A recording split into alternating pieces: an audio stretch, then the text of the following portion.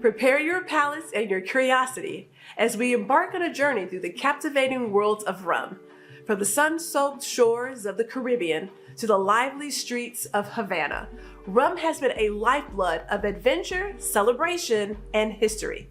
In this show, we're going to dive deep into its rich legacy, tantalizing flavors, and the allure of this iconic spirit by looking at three particular brands: Appleton Estate, Bacardi, and Tortuga. Whether you're a seasoned connoisseur or a curious newcomer, you're in for a treat as we look behind the stories, the craft, and the magic of every bottle.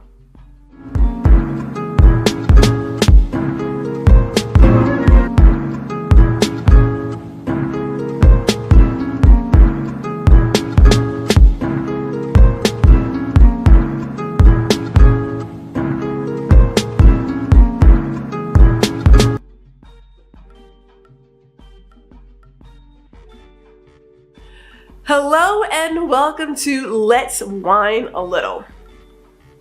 Rum. Oh, rum. Well, now rum happens to be one of my favorite spirits. As a matter of fact, I think if I had to really choose, I have rum and then whiskey, and then in there comes like vodka and cognac, like they're in there. But I go for a rum first, and I keep a lot of rum in the house. That's the majority of my bar. I love a lot of good rum drinks. I can throw it into my Dr. Pepper or my Sprite, and it just works out really well. So I'm a rum person, and then like a whiskey, and then everything else. So let's just get into a little bit of our history today with rum before we enlighten you all on three specific brands, and we're going to talk about tasting rum as well. You're going to do a little bit of tasting because rum, no matter how much you drink, it's going to set you back sometimes. So let's get into a quick history of rum.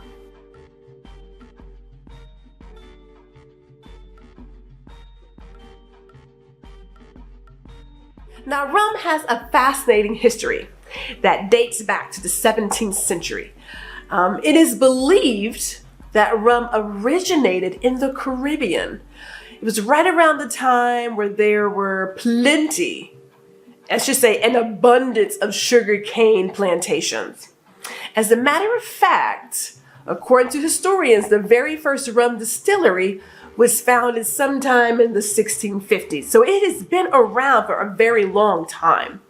Now, during the sugar making process, there's this byproduct that is created called molasses. And when it was fermented and then distilled, it produced rum. I must say, I'm always amazed how somebody somewhere said, we should not throw this away, and we should try to see what else we can do with it.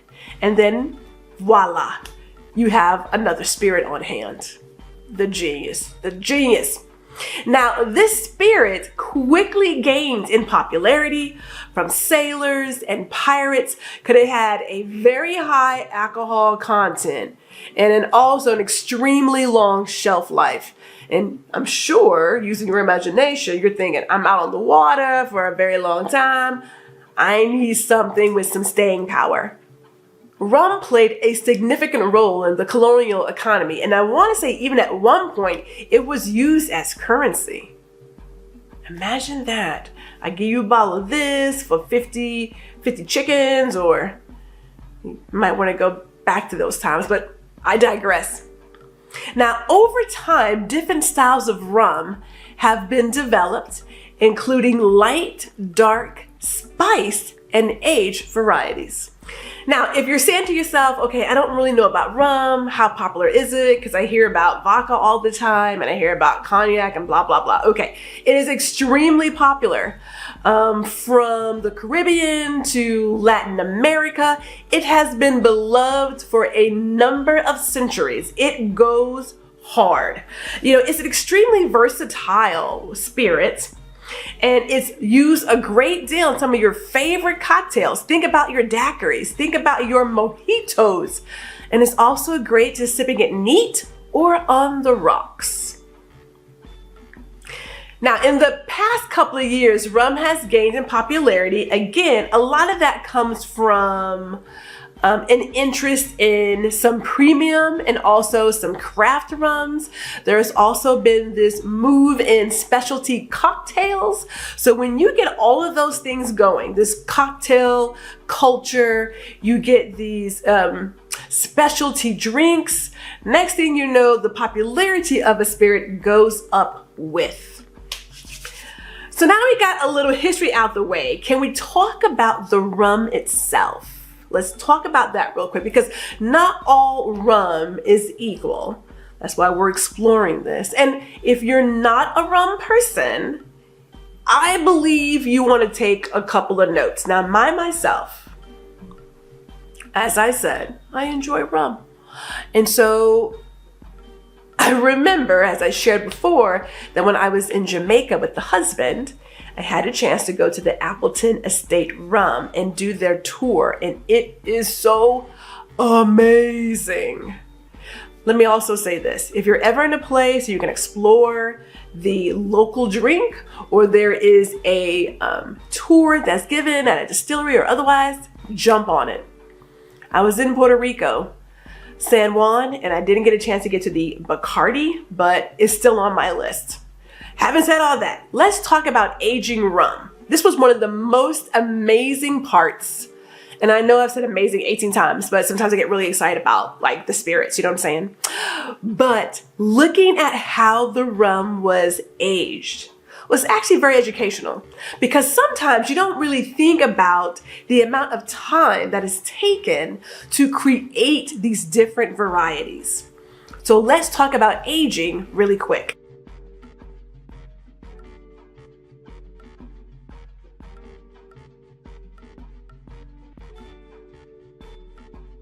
Now, rum aging is a fascinating process. I'm going to go over the story told to me by our tour guide. Yes, Gwendolyn took a couple of notes because I was that tourist guest. What can I say? First of all, you got to pick your barrels. Okay, that's number one. Rum is aged in wooden barrels. Often those barrels are oak. Now, they could be new, or they could be previously used for other spirits like bourbon or things like that. And that's going to give you those unique flavors that you will experience in your rum. Think about your bourbons and how they burn or char the inside. Yeah, all of that is going to impact the taste in your spirit. Next, they look at the aging conditions. The environment where the rum is aged plays a huge part in how it matures.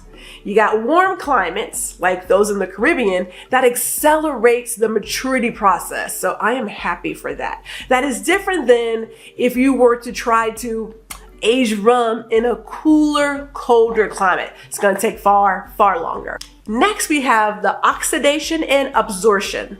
Now, as the rum ages in the barrels, it interacts with the wood, right? So you got liquid, you got wood. And the rum is going to absorb the compounds from the barrel, like the tannins, the lignin, the vanillin. All of that is going to add complexity, and it's going to add flavor to the rum.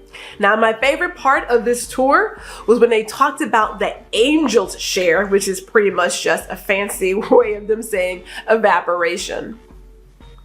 Now, a portion of the rum evaporates through the barrel over time.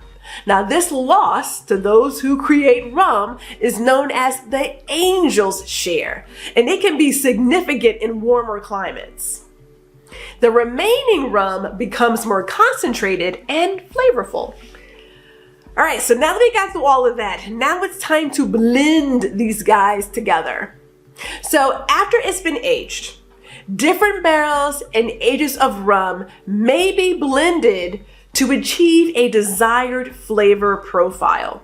This blending process is a skillful art, so you're not just throwing things in there and just making something up.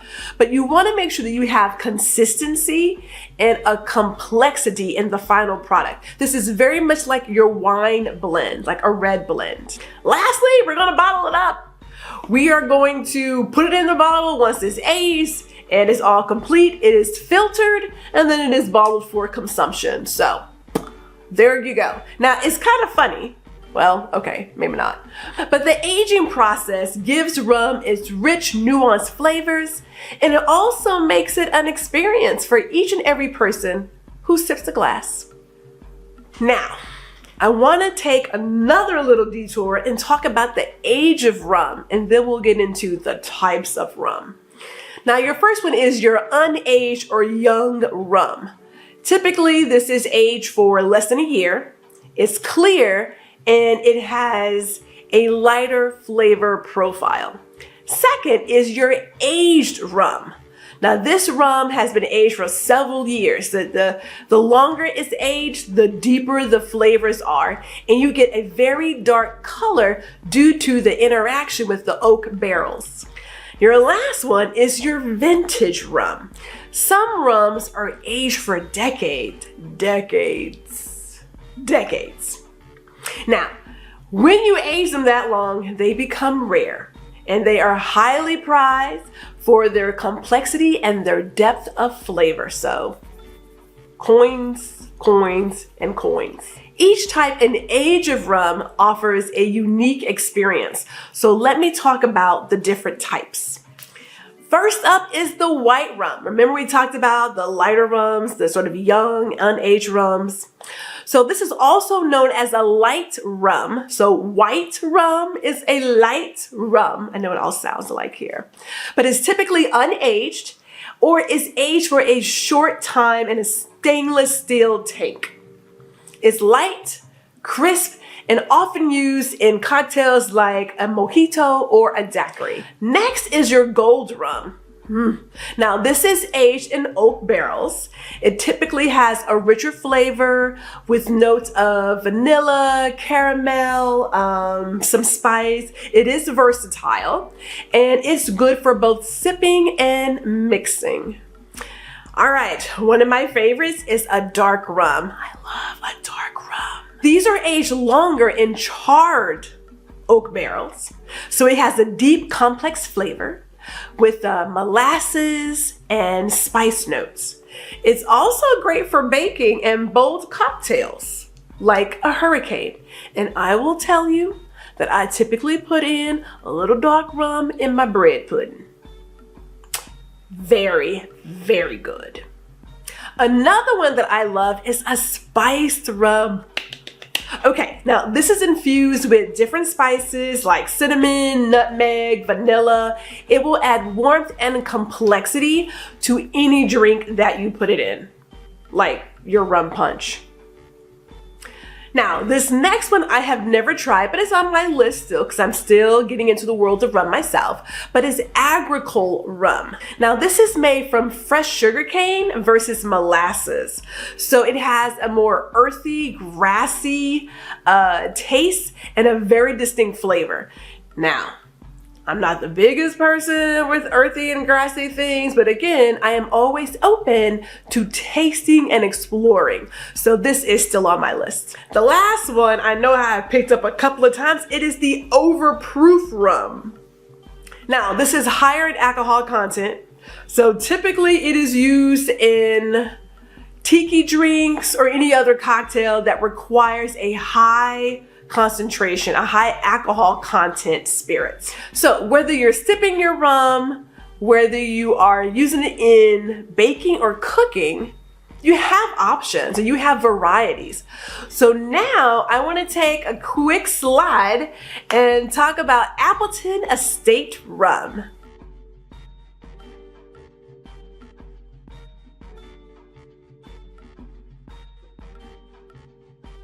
Now, Appleton Estate is a renowned Jamaican brand that has a rich history, and I'm going to share with you a couple of key points about Appleton Estate.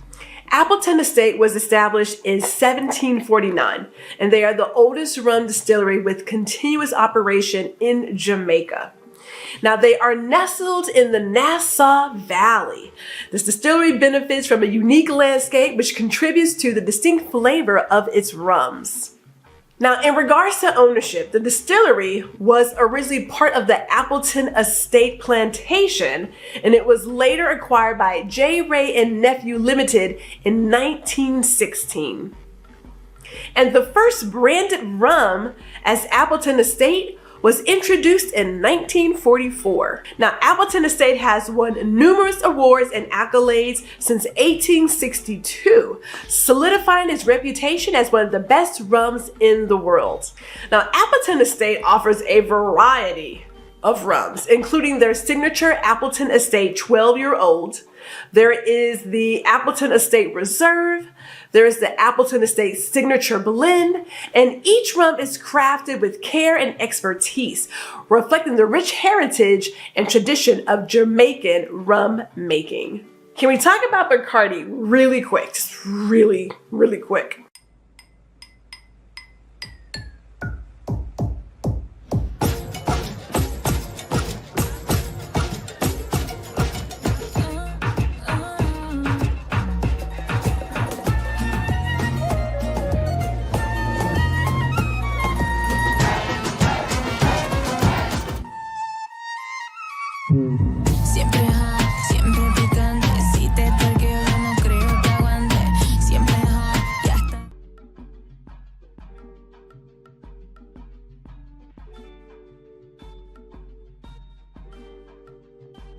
Now, another rum that I enjoy, and I use it primarily for cocktail mixing, is Bacardi. So let's talk about them. Now, Bacardi rum has a rich and colorful history that spans over 150 years. Here are a couple of their highlights. Now, Bacardi was founded on February 4th, 1862 by Don Facundo Bacardi Maso in Santiago de Cuba. I pray I said that correctly. Now, he bought a small distillery and he revolutionized the rum making process to create a smooth, light-bodied spirit. He introduced a new distillation technique that involved filtering the rum through charcoal, which results in a cleaner, more refined taste. Over the years, Bacardi expanded its reach globally, becoming one of the most recognized rum brands in the world. And Bacardi has played a significant role in the cocktail culture, with this rum being a key ingredient in many classic cocktails like mojito and the daiquiri. Despite facing various challenges, including political changes and economic hardships, Bacardi has continued to thrive and innovate. All right, here is one of my favorites right after Appleton. It's Tortuga.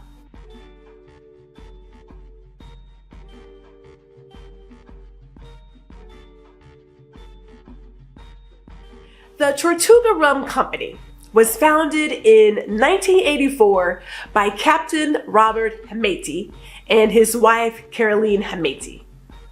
And again, I hope I said that right. Now, all of this was done while they were working for the Cayman Airways. They started the company to create the first private label rums of the Cayman Islands, primarily to appeal to tourists and cruise passengers as a unique souvenir. Their flagship products, the Tortuga Light and Tortuga Gold, quickly gained popularity among rum enthusiasts, and over the years, Tortuga Rum has expanded its offerings and continues to be a beloved brand known for its smooth and flavorful rums.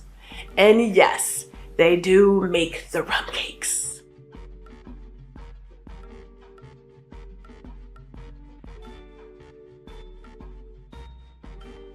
To taste all the rums because that would put me out of business for the day, and I don't want to do that. But I just want to go over really quick a couple of things about tasting a rum if you want to host your own rum tasting, or if you want to host a tasting for you and your friends.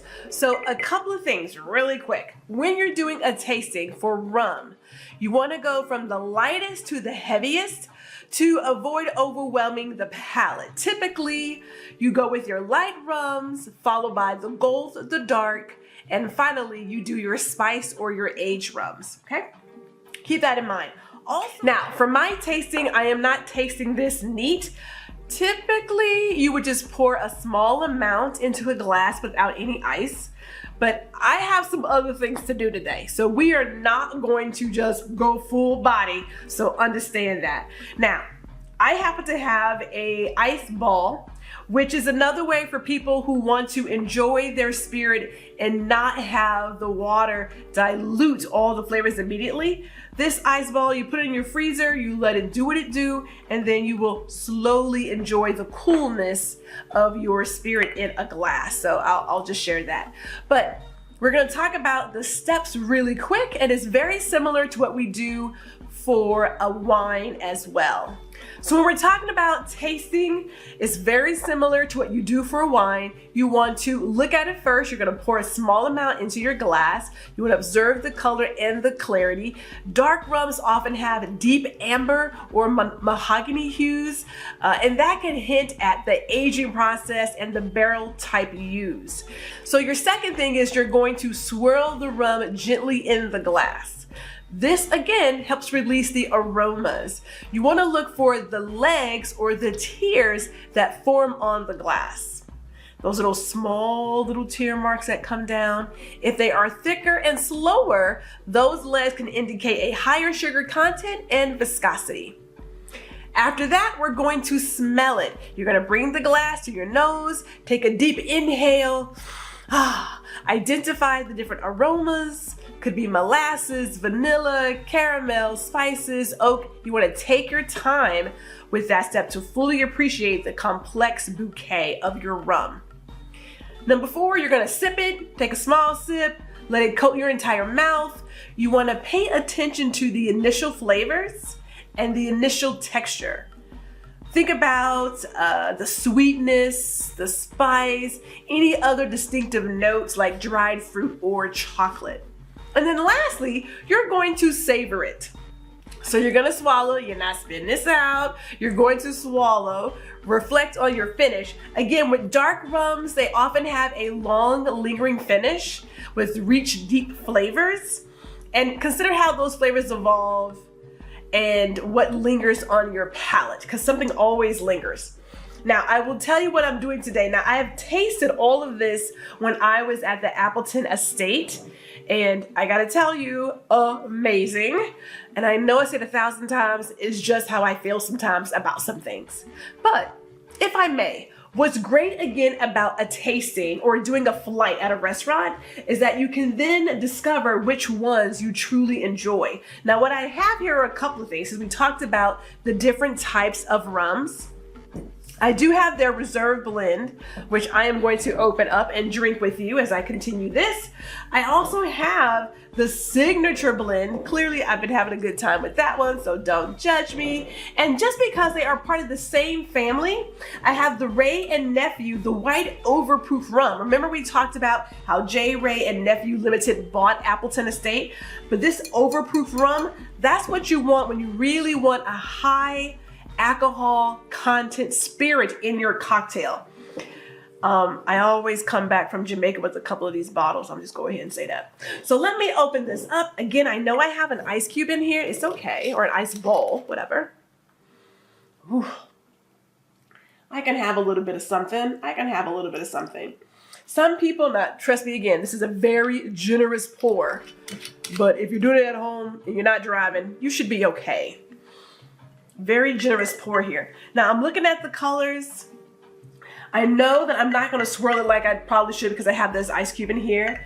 But when I am drinking or enjoying my rum or any of my spirits, I'm 50-50. Sometimes I want it neat, i.e. no ice, no water, no nothing. And other times I want it with like an ice cube. I want it chilled. So it really depends on how I'm feeling for the day. But just smelling this, I definitely get spice and a little bit of vanilla in there too. I'm gonna go in for a sip because I can.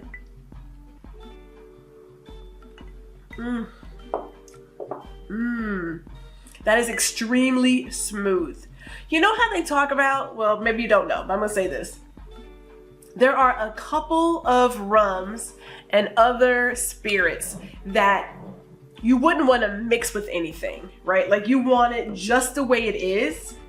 This is one of those. Ooh. And that alcohol just popped me. Whoa, Nelly, it just kicked in. But that is lovely. This is one that you just want to drink it by itself. I wouldn't do a mixer. Can you do a mixer? Yes, I wouldn't do a mixer.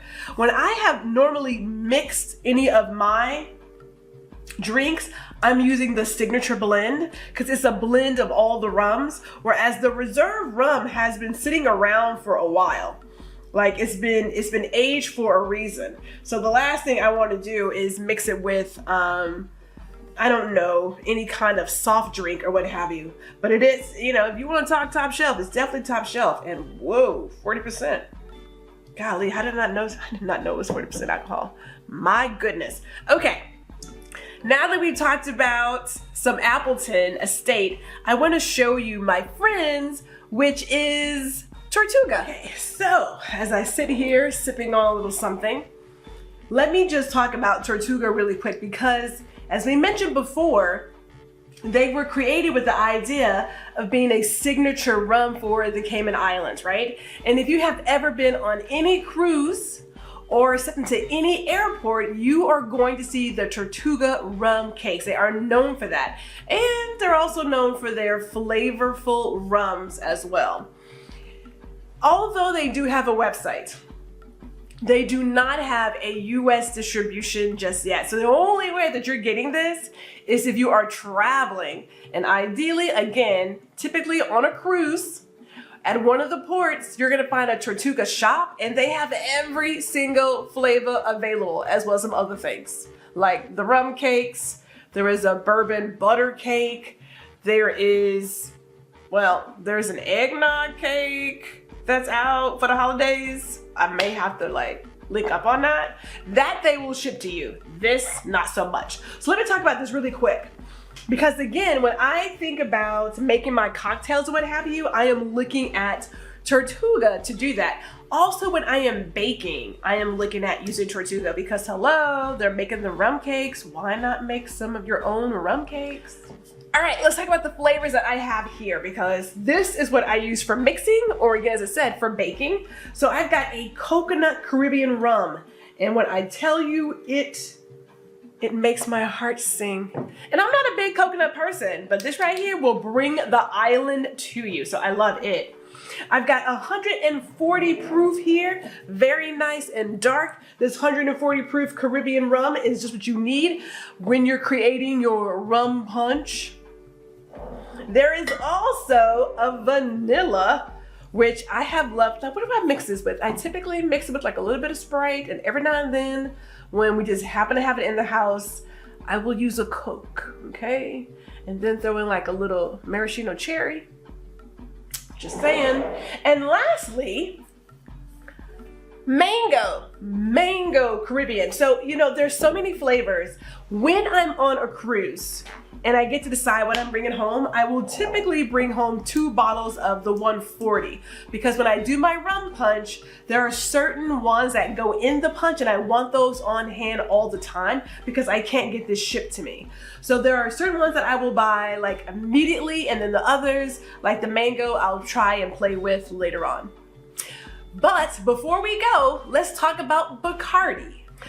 Okay, so next up we have Bacardi, straight from Puerto Rico. And I, of course, did not get a chance to go to the Bacardi factory and do their tour. It is still on my list.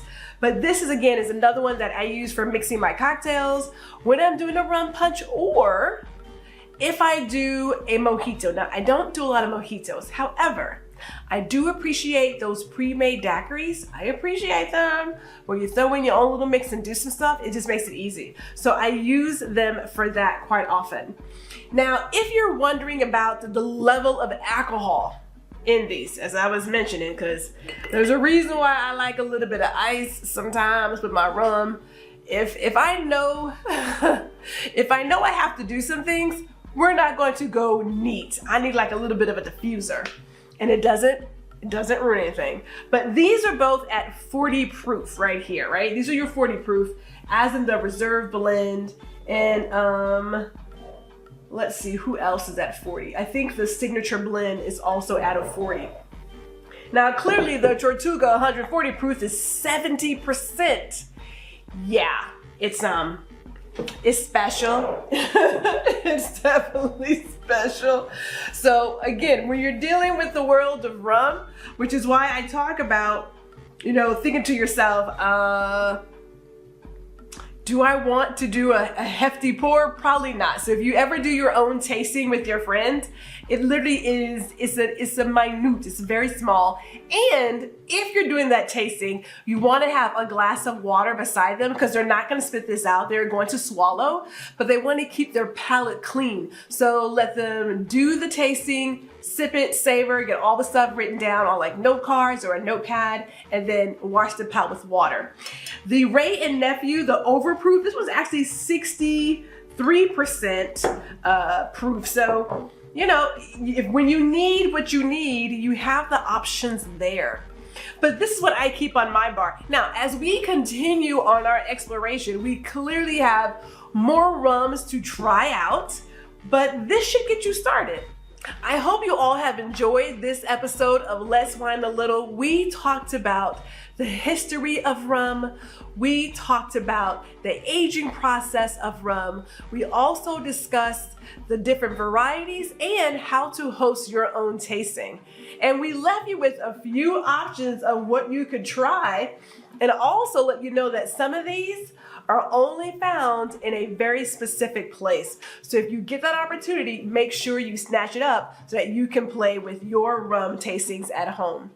Until then, we'll see you in the next one.